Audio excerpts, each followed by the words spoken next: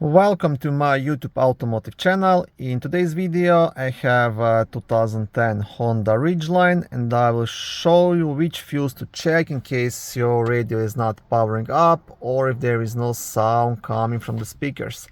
This video should apply to Honda Ridgelines made from 2006 all the way up to 2014. Now, to my knowledge, there is only one fuse you can check for the radio on these small trucks.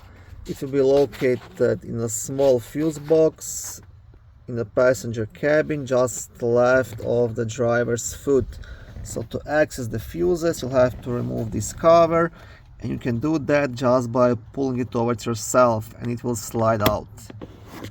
On the back side of the cover you will also have a small fuse diagram.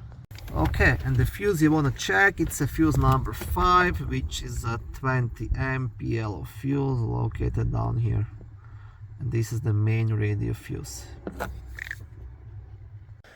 Okay, now if this fuse proves to be good, then you will have to dig a bit deeper, pull out the radio unit, inspect all the connections behind the radio, inspect all the wires behind the radio. Also, what you can try doing, removing this rubber sleeve right here and inspect all the wires behind this rubber, because if you have no sound coming from the speakers, quite often these wires here will get damaged, cracked, and that will cause the speakers not to work. And the worst case scenario, you have radio problems and then the radio will have to be replaced. But that's the last thing I would look at. Thank you for watching this short video. I hope it was helpful and educational. If it was, please like it and consider subscribing to my YouTube automotive channel.